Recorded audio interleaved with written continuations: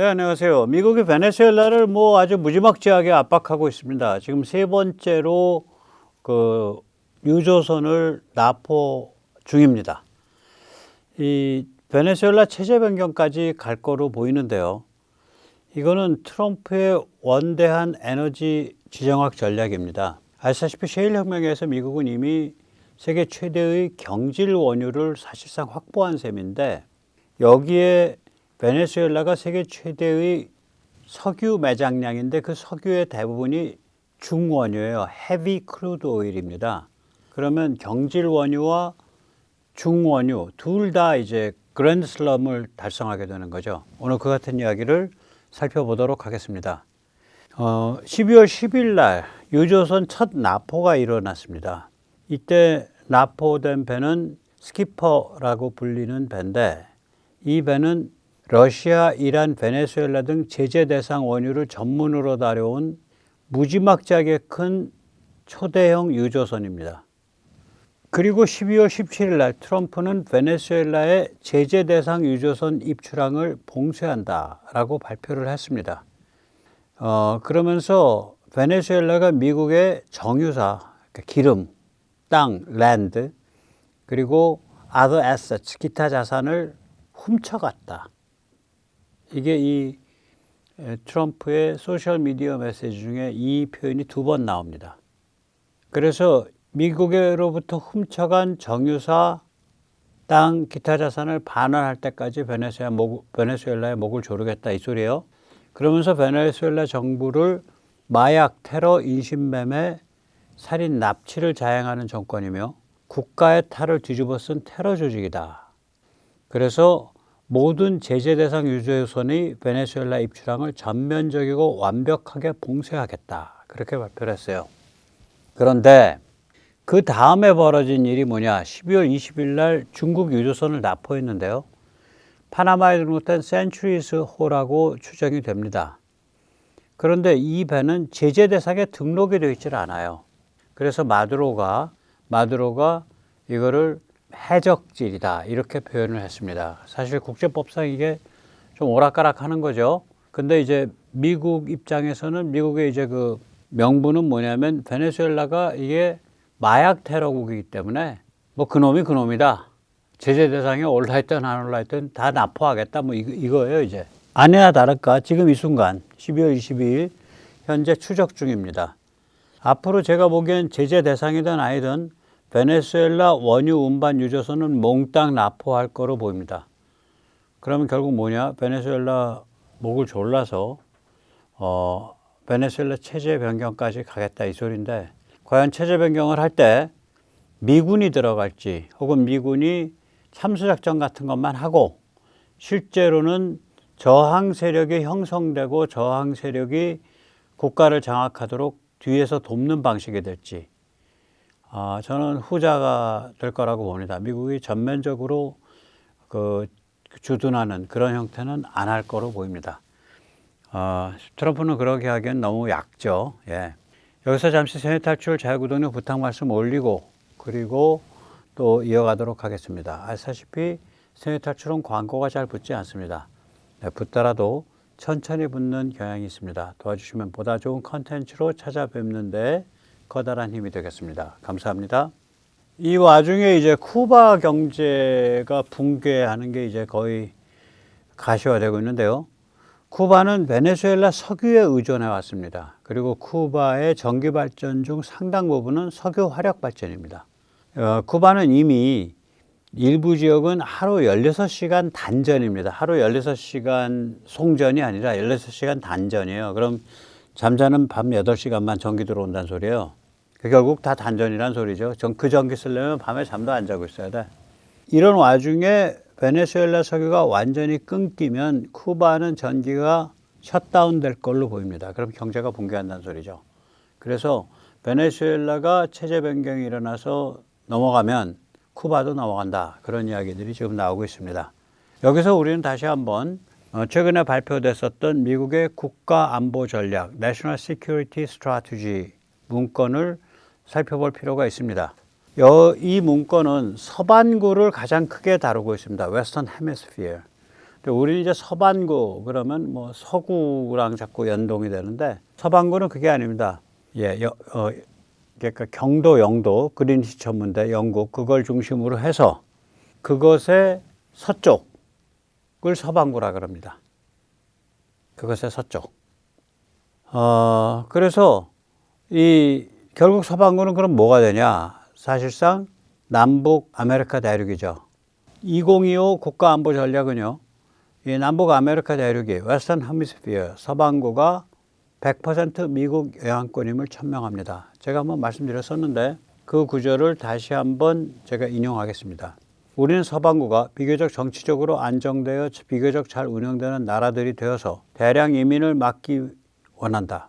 우리는 서반구 나라들의 정부들이 나코 테러 조직, 카르텔, 기타 초국가적 범죄 조직에 대해 미국과 협력하여 단속하기를 원한다. 우리는 서반구가 중국과 같은 적대적 외부 세력이 전략 자산을 침탈 인수하는 것을 막아내기 원한다. 우리는 서반구의 군사 요충지를 사용할 수 있기 원한다. 한마디로 우리는 먼로 독트린의 트럼프 버전을 관철시키고자 한다.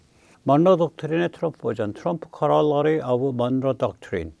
이 표현이 이 문건에서 한 너댓 번 나옵니다. 먼로 독트린은 고립주의가 아닙니다. 먼로 독트린은 그 당시에 이제 그게 먼로 독트린은 200년 전쯤에 발표된 건데요. 그 당시에 이제 유럽이 제국주의로 치달으면서 각국이 전부 이제 열강 각축을 벌이면서 배타적 자기들만의, 그러니까 독일이면 독일, 프랑스면 프랑스, 영국이면 영국, 자기들만의 식민지 체제를 구축해 갈 때예요. 배타적 식민지 체제를. 열강별. 그때 미국은 너희 남북 아메리카는 건드리지 마. 다른 데 가서 뭔 짓을 하든 말든. 그게 먼로 독트린입니다. 예, 그게 먼로 독트린이에요.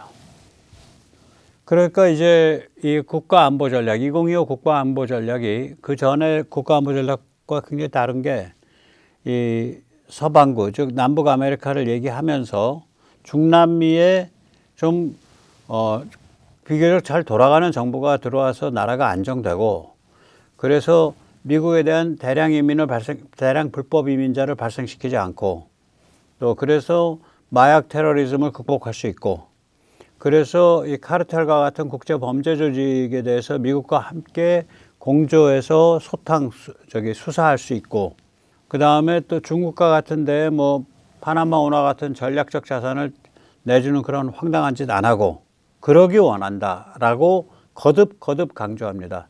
2025 국가안보 전략에서 가장 많이 다뤄진 부분이 바로 이 웨스턴 헤미스피어 서반구입니다. 자, 그러면 이제 이번 베네수엘라 침공이 이러한 서반구에 관한, 즉 미국 앞마당에 대한 전략에서 나온 거냐? 거기에 플러스 알파가 있죠. 그게 석유입니다. 이 원유에는 세 종류가 있습니다.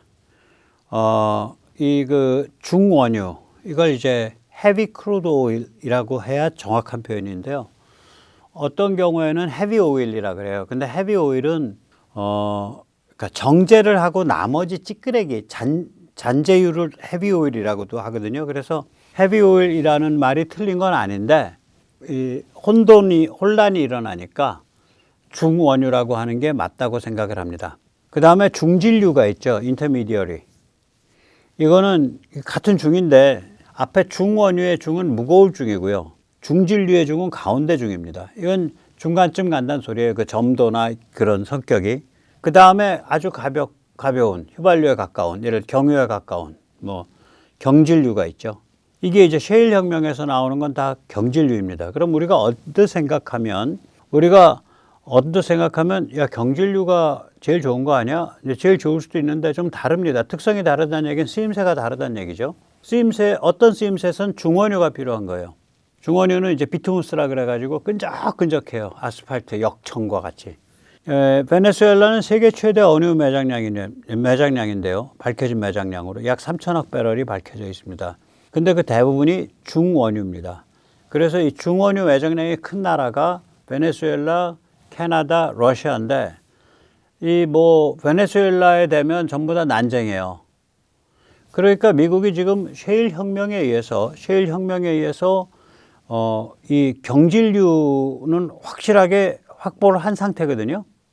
그러니까 여기에 만약에 베네수엘라에 중원유까지 확보가 된다면 그것까지 미국이 자기 영향권 하에 집어넣는다면 옛날에 미국 정유사들, 미국 석유 개발 회사들, 석유 탐사 회사들이 다 베네수엘라 석유를 했었으니까.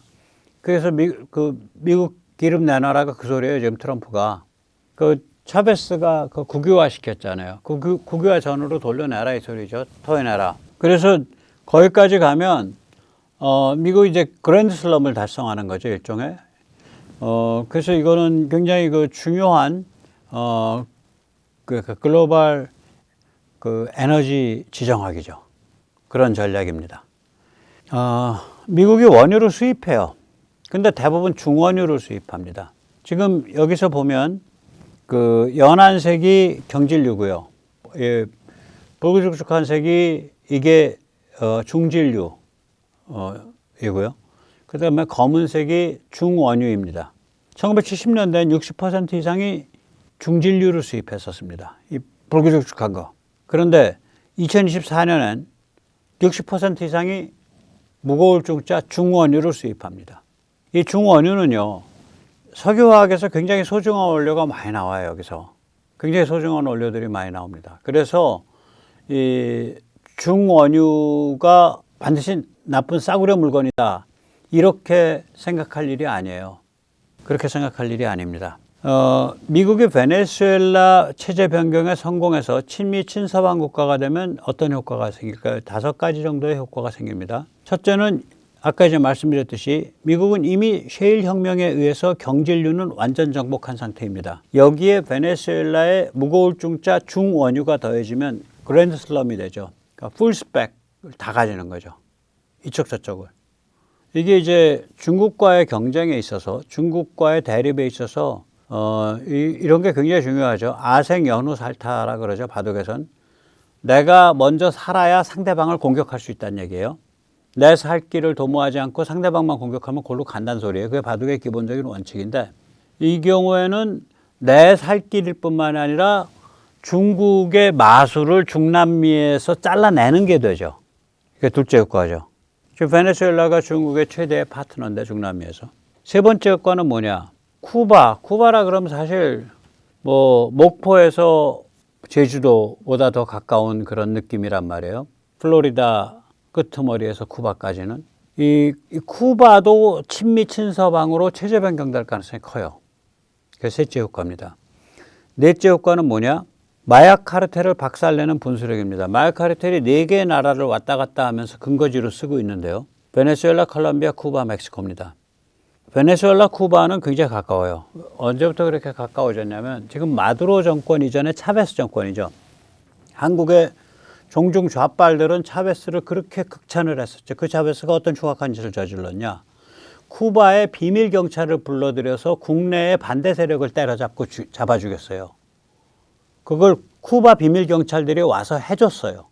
용역을 했다고요. 그 중국 공안 경찰을 불러가지고 백모 같은 사람들 때려잡게 만든 거예요. 리짜이밍이.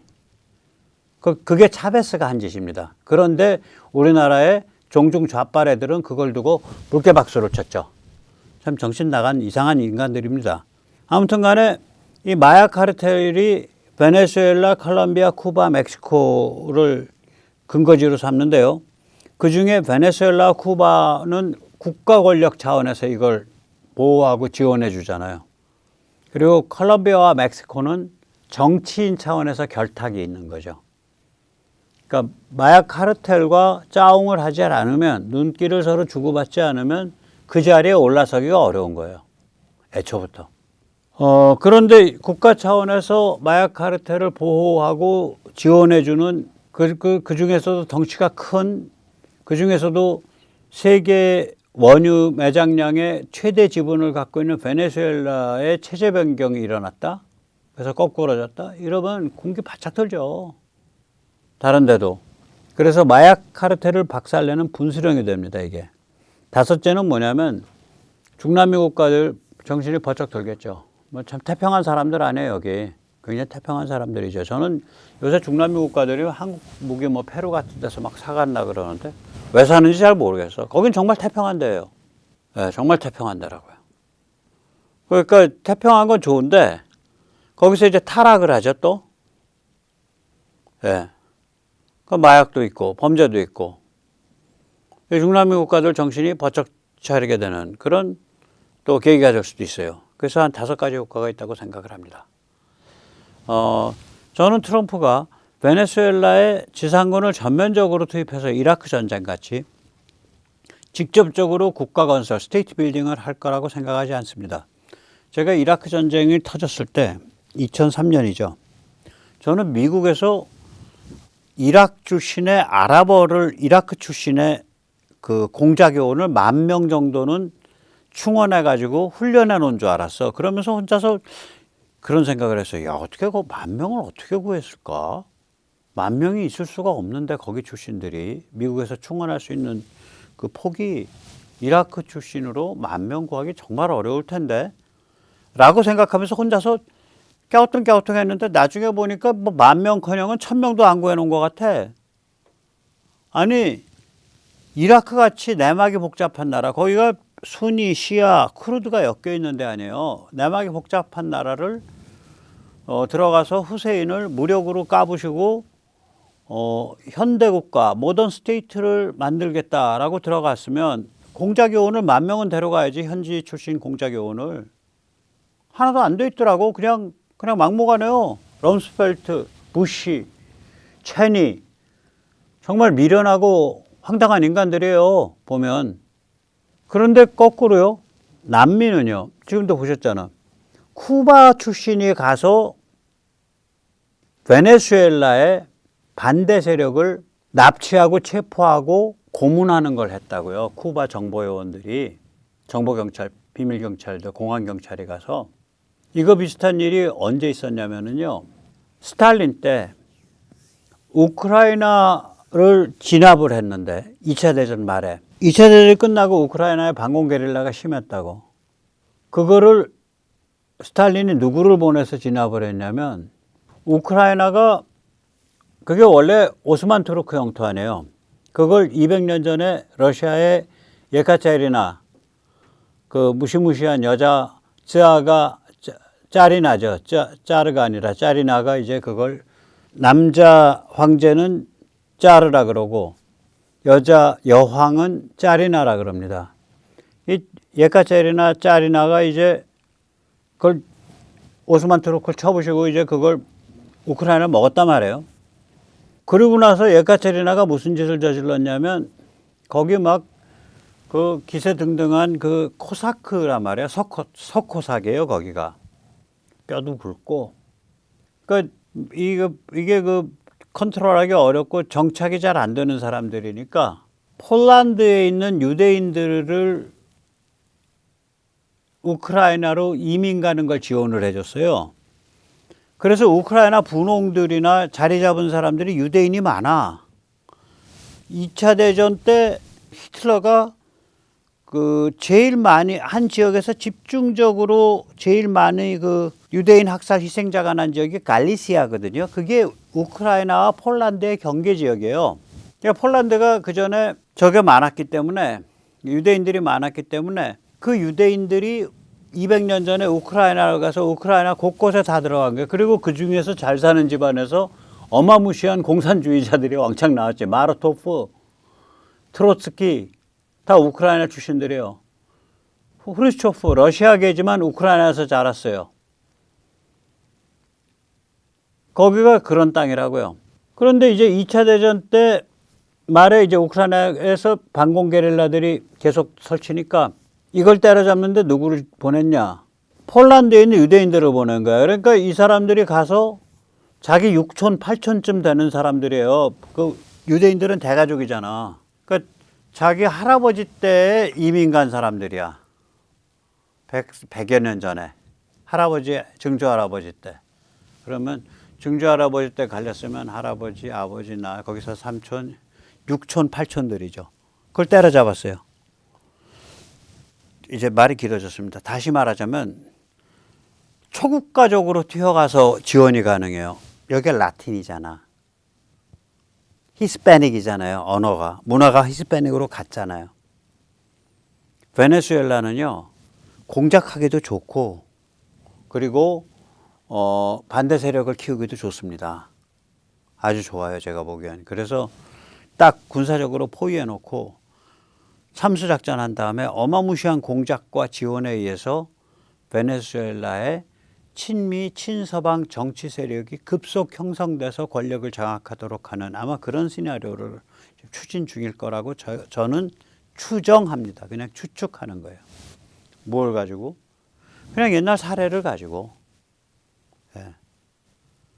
옛날 사례를 가지고. 그래서 이거는 굉장히 원대한 거죠. 그래서 아생이 어느 살탑니다. 이런 게 되면 그러니까 지금 우크라이나 쪽은 유럽이 튀어들어서 부담을 지면서 러시아랑 싸우면서 그래서 간접적으로 중국을 압박하는 거고, 그 다음에 중동은 바로 정돈되면서 중국의 에너지 목줄을 잡는 거고, 중남미는 또 그렇게 돼서 목줄을 잡는 거고, 서태평양 동아시아는 일본이 앞장서 가지고 목줄을 잡는 거고, 그렇게 해서 이게 조여 들어가는 거예요. 특히 이 중에서 트럼프 용어로 서방구, 트럼프 corollary of Monroe Doctrine, 먼로주의의 트럼프 버전. 이거는 그 중에서 베네수엘라. 이거는 특히 글로벌 에너지 지정학과 깊은 관계가 있습니다. 오늘 여기까지 모시겠습니다. 감사합니다.